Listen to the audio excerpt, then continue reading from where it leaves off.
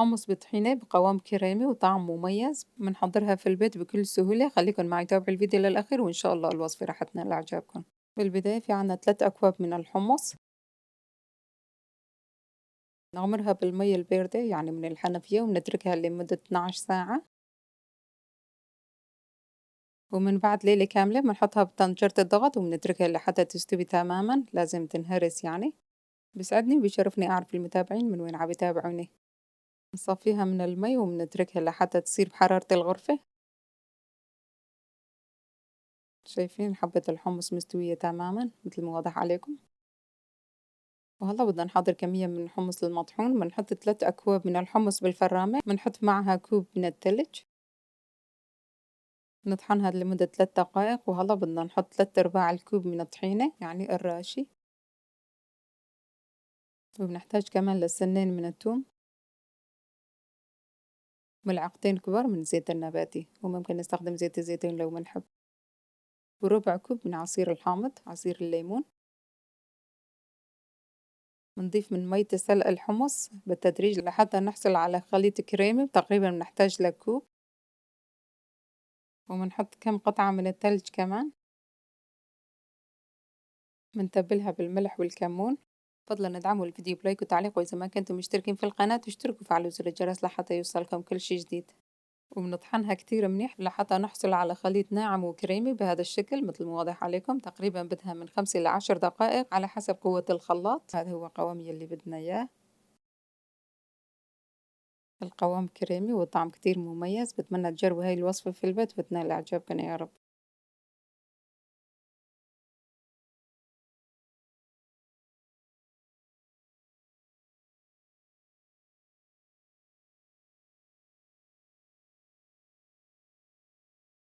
بنقدمها وبنزينها على حسب رغبتنا، وما ننسى زيت الزيتون والكمون. ما شاء الله وصفة بتشهي. بتمنى تجربوا هاي الوصفة في البيت وتنال إعجابكم يا رب.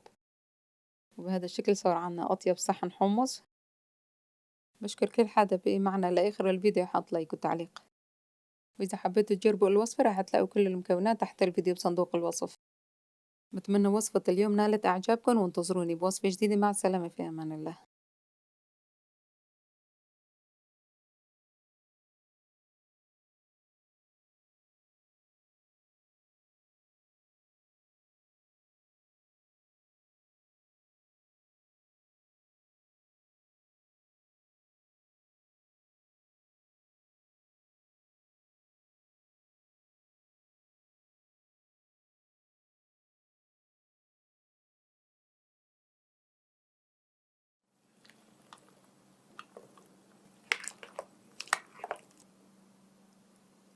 ما شاء الله شايفين الشكل والطعم بتجنن. بتمنى انتم كمان تجربوها بهاي الطريقة.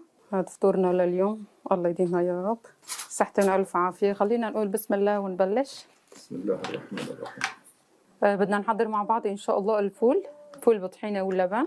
الفول أنا نقعته امبارحة بالليل وسلقته اليوم لحتى نسلقه يعني سلقة كاملة مثل ما انكم شايفين. وهون بدنا نحضر إن شاء الله. هون في عندي شوية بقدونس بدي أفرمه، هذا للتزيين. عندي حبة بندورة كمان بدي أفرمها لمكعبات صغيرة. هالشي أكيد اختياري، يعني التزيين على طول اختياري، بس أنا هلا بيعطينا جمالية للطبق ونكهة طيبة كمان. هو أنا مجهزة صحن الخضرة والمخلل وهدول الشغلات اللي بناكلها مع الفول. خبز هذا شو بيقولوا له؟ بيديه. خبز التركي، خبز درناغلي بيقولوا له. هون في عنا طحينة مصنوعة من السمسم. بدي أحط كوب. الراشي كوب كامل. إيه إخواننا العراقيون بيقولوا عنه الراشي. في عندي كوب كامل.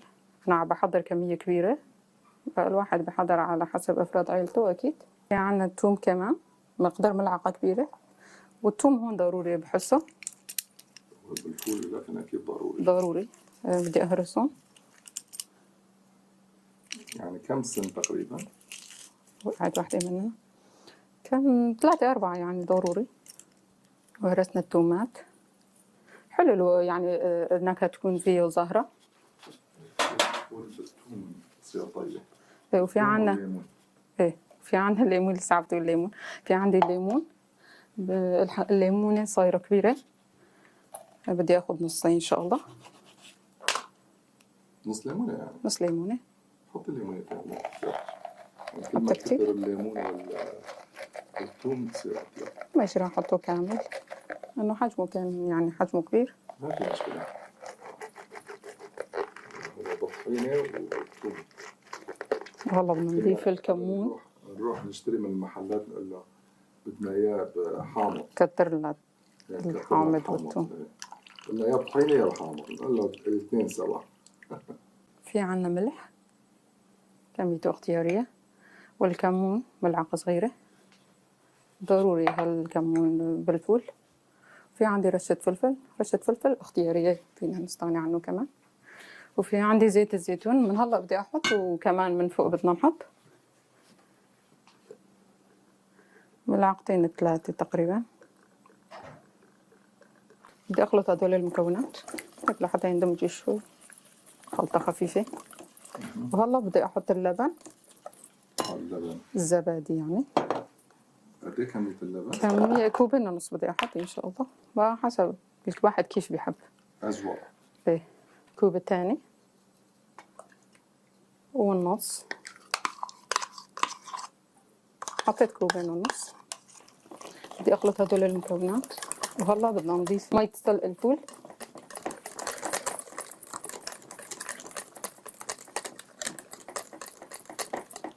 المي بنضيفه بالتدريج وبنشوف القوام كيف بنحب، يعني إذا بنحبه هيك مرق شوي بنضيف زيادة، وإذا حبيناه وسط يعني الواحد بضيفه بشوف.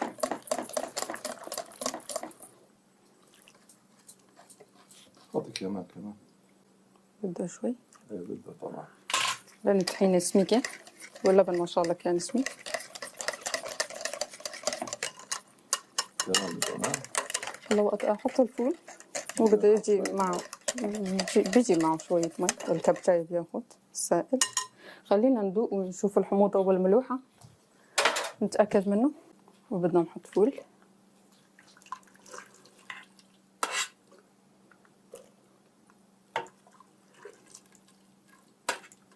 هلا مع الفول كمان عم بيجي يعني المي تستلق معه.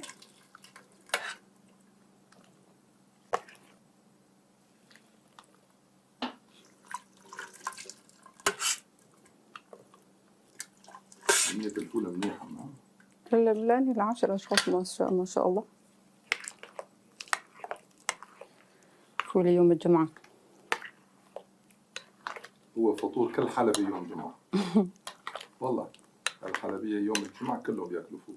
تحسه أساسي عندهم هالفطور. عند الفوال بتلاقيه زحمة، العالم واقفين على الدور. وخلص هيك صارت معنا تمام. شايفين قوام اللبن الله يكرمك والفول. بدي أحطه بايركس أكبر. هون بس مشان الخلط. ايه هون جهزنا، وللتقديم رح أحطه بايركس. بدي أسكبه بهذا الجاط.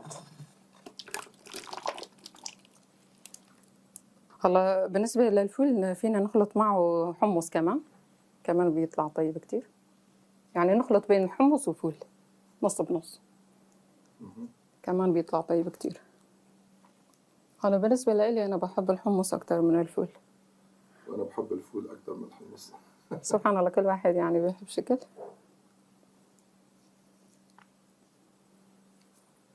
وفي عندي رمان، مجرد تزيين، إذا توفر الواحد بيحب، إذا ما توفر عادي. هو اختياري أكيد.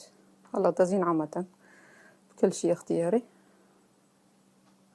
بس هيك لونه حلو وبناخد طعمة كمان طيبة. الألوان بتشهي القلب ما شاء الله. عم بنوع بالألوان. بس طلع حلو ما هيك؟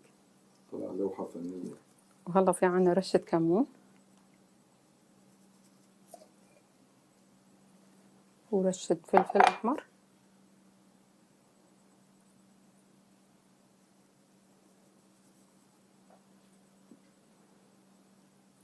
وكثير من زيت الزيتون.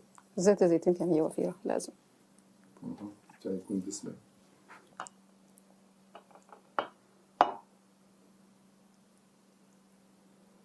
عم بتنقط الزيت ما شاء الله. شايفين الشكل والطعم بتجنن. بتمنى انتم كمان تجربوها بهاي الطريقة، ان شاء الله رح تنال اعجابكم. وخلينا نحط هالخضرة والخبز ويجوا الأولاد ياكلوا. صحتين ألف عافية على قلوب الجميع. اي والله الله يديمها يا رب ويحميها. هذا فطورنا لليوم، الله يديمها يا رب. ألوانه والطعمات بتشهي القلب ما شاء الله. شايفين الألوان، كل الألوان موجودة ما شاء الله ما شاء الله. ما شاء الله. صحتين ألف عافية. خلينا نقول بسم الله ونبلش. بسم الله الرحمن الرحيم.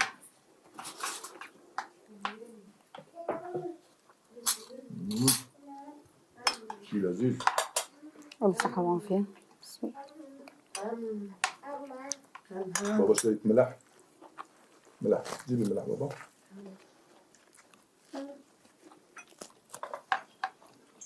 وهذا الفطور مع البصل لذيذ جدا. مع كل الخضرة. بشكر كل حدا بقي معنا لآخر الفيديو، وبشكركم على تعليقاتكم الحلوة وتشجيعكم الدائم. فضلا ادعموا الفيديو بلايك وتعليق، وانتظروني بفيديو جديد. مع السلامة، في أمان الله.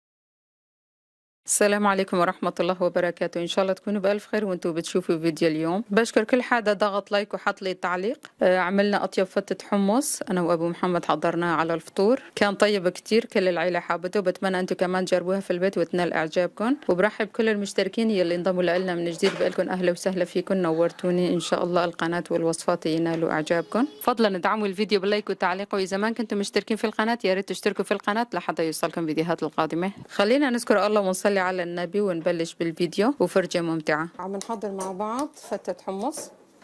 عم بقطع خبز السوري هاد لمكعبات، وبدنا نقليها بزيت. بدك تشويها بالزيت. بدنا نقليها بالزيت، وممكن نشويها كمان بالفرن تطلع صحية أكتر. لو حطينا شوية زيت الزيتون ويعني شويناها بالفرن تطلع أفضل ما هي؟ صحية أكتر. إيه. ونقلي يعني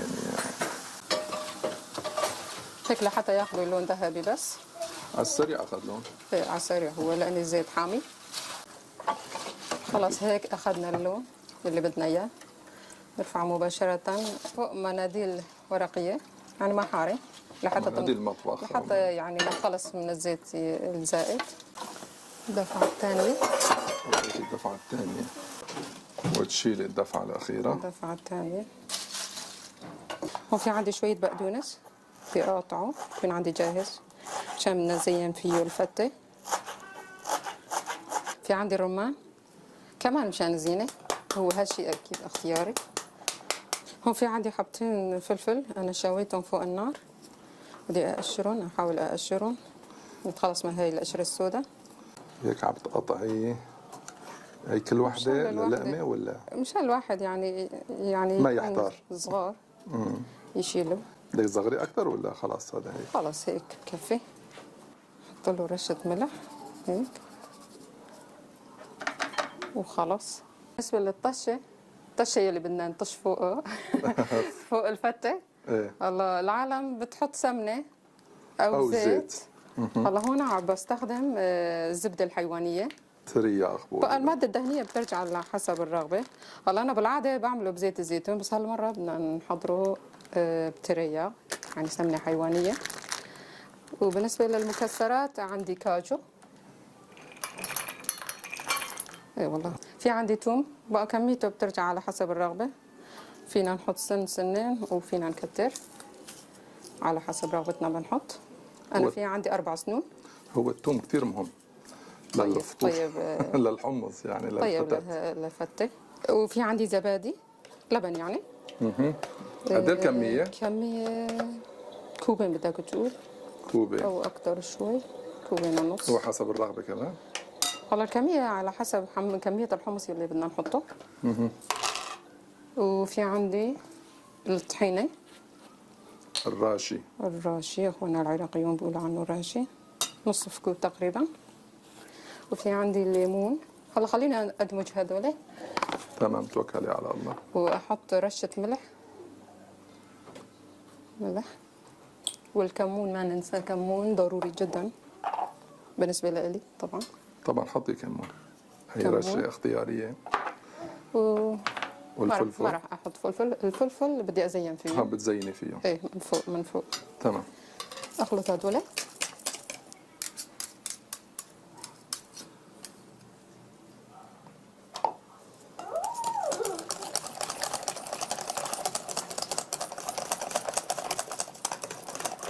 الله هيك واحد ياكل طيب.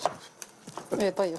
اللبن. وهلا بدي احط لبن ليمون. الكمون والليمون. ليمون هلا. في عندي نص حبة ليمونة بدي اعصرها. نص حبة بتكفي ولا بتكفي. تخلطيه مرة ثانية؟ ادمجها هلا بعدين بدك تحطي الحمص. وندوق نتأكد من الملح. والحمص كان مسلوق وجاهز عندي بالفريزر، انا طلعته وسخنته. وهلا بدي احط شوي من مي تستلق مشان نخفف هاللبن هالسائل يعني اللي بدنا نستخدمه. بده شوي تاني كمان. ايه حطي شوي، خلي ما يكون ثقيل. بدنا نخليه يعني متوسط، لا هو ثقيل ولا هو خفيف. ورجيني القوام. هيك بدنا نوزعه فوق الحمص. تمام. هلا اول طبقه بدنا نحط خبز المقلي. الخبز اللي حضرتيها قبل شوي. خبز. وبدي اترك شوي مشان نزين. حطيتي كله. مشان نزين من فوق. ايوه ها. مشان ما يصير لين. بحبه مقرمش. مشان يبقى مقرمش ما يصير لين. بما انه الحمص يعني مسلوق والسخن بقى كافي. لحاله بتحسوا انه بيطرى بيطرى الخبزات. بيطرى ايه ان شاء الله. بدي احط كل الكميه. وهلا بدي اوزع الصوص اللي حضرناه. الصوص كله بدك تحطيه معه؟ كله. إيه. يا عيني يا عيني. الطعم كله بهذا الصوص. إيه طبعا. الثوم هو كله والليمون بيكمل بعضه، والطحينة. كله بيكمل أكيد بعضه. أكيد كله هيك كل الطعمات مع بعضها. يا عين. هيك وزعنا كل كمية أحلى الصوص. فطور، أحلى فطور صباحي. لا طيب كتير هذا الفطور. والتزيين بيرجع على حسب الرغبة كيف الواحد بيحب. على زينه بخبز المقلي.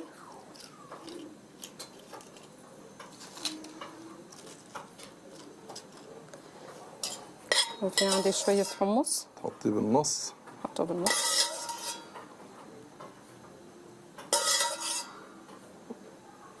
وتحطي كمون ايه وفلفل أحمر. فلفل أحمر. حط شوية رمان كمان. في عندي شوية بقدونس كمان. لأن العين تاكل قبل التم بقى لازم يكون المنظر حلو. إيه لا منظره حلو هالأكلة وطعمته كمان طيبة.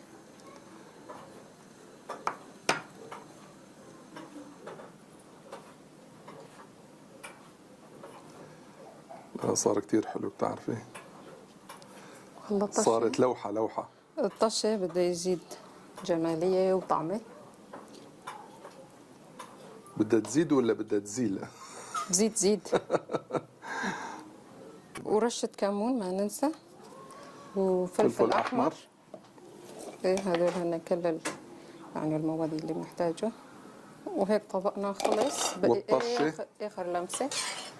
مع كاجو. مع كاجو. يا عين يا عين يا عين شو هالصوت هاد. ايه والله. هلا هات مو تريا هيك بيطلع له فقاعات. هلا هذا كيف السمن فينا الأصلي. نحضره بالسمنة، السمنة النباتية. بس بدل السمنة الحيوانية. بالزبدة الحيوانية بتطلع أطيب وأطيب. وهذا كان طبقنا لليوم. تمام. الحمد لله رب سلمياتك. العالمين، الله يديمها ويحميها من الزوال. آمين يا رب. والحمد لله رب العالمين. هذا كان فطورنا. شايفين الألوان والطعمات كمان كتير طيبة، مثل ما ألوانه زاهية وهيك فيه فرح. ايه والطعمة والله. كمان بتشهي. بتمنى أنتم كمان تجربوها في البيت وتنال إعجابكم. هي أطيب فتة حمص على الإطلاق. صحتين وعافية. وخلينا نقول بسم الله ونبلش بالأكل. يلا تفضلوا بابا.